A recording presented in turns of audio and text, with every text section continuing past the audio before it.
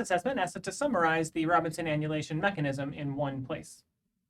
We need three things to happen in this mechanism, and there are a lot of proton transfer steps that allow us to get there. We need the carbon of the ketone to be a nucleophile, so we can do a Michael addition to the alpha-beta unsaturated carbonyl. We need the carbon of the alpha-beta unsaturated carbonyl to be a nucleophile so that I can re-attack the ketone of our original starting material. And then we need to perform an elimination to form our alpha-beta unsaturated product. Those three key steps need to happen, and there's a lot of proton transfers that allow us to get there. So the first thing that needs to happen is we need to make this carbon of the original ketone a nucleophile. It's not a nucleophile right now, but it can be a nucleophile if we deprotonate this ketone. That will form an enolate, and the enolate can be a nucleophile. And so we'll start by forming a enolate from our original ketone. This enolate then allows our enolate carbon to be our nucleophile that we need to attack our alpha-beta unsaturated carbonyl. So now we can use our enolate as a nucleophile to do a Michael addition to attack our alpha-beta unsaturated carbonyl. That is our first key step, and we needed that initial proton transfer to make our original carbon a nucleophile. Let's go ahead and number our carbons here, make sure we get everything in the right place.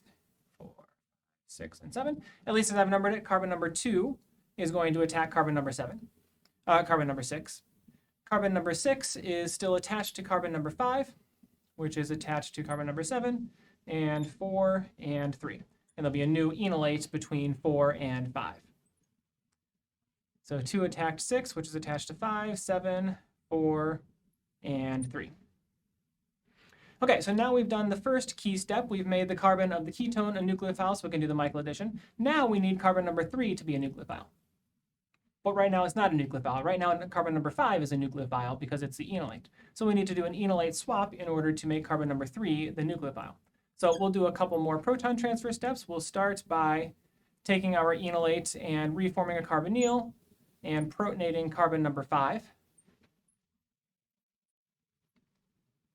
That makes carbon number 5 no longer a carbonyl, no longer a nucleophile, and allows us to deprotonate carbon number 3 to make carbon number 3 a nucleophile. So we'll do that with more hydroxide. Hydroxide will act as a base to do another proton transfer step to make carbon number 3 a nucleophile.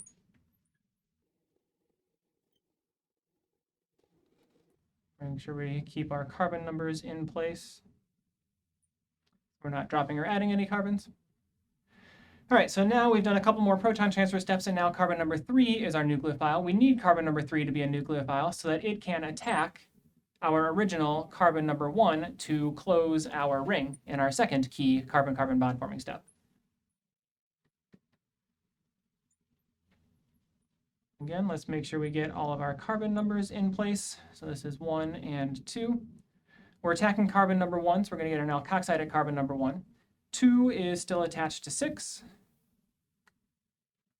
6 is attached to 5, which is attached to 4, which is attached to 3, which just attached to number 1. So we have 6 attached to 5, attached to 4, attached to 3, and 3 just attacked number 1.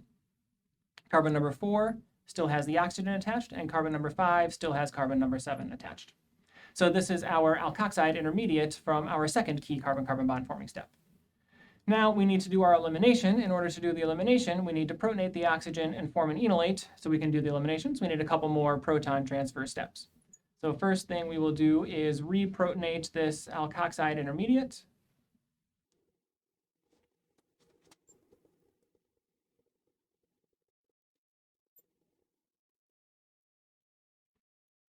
Again, we'll keep our carbon numbers in place so we're not dropping or adding any carbons. Okay, this neutral intermediate can then be deprotonated at carbon number 3, another proton transfer step, to do our elimination reaction. So we'll form an enolate at carbon number 3.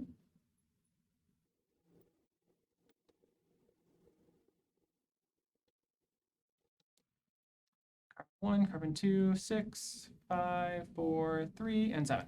So this allows us to do our final step of this mechanism where we do the elimination. The electrons collapse back down from oxygen, the double bond moves over to be the alpha-beta unsaturated double bond, and we kick out OH- as a leaving group. This then forms our final product. So this is the summary of our Robinson annulation reaction. There's 3 key steps. The ketone needs to be a nucleophile, the alpha-beta unsaturated carbonyl needs to be a nucleophile, and we need to do our elimination. In order to make those 3 steps happen, we need a series of proton transfer steps. First, to make our original ketone a nucleophile, then to swap the enolate so that the alpha-beta unsaturated carbonyl molecule is a nucleophile, and then to set ourselves up for our final elimination reaction. This is the mechanism for the Robinson annulation.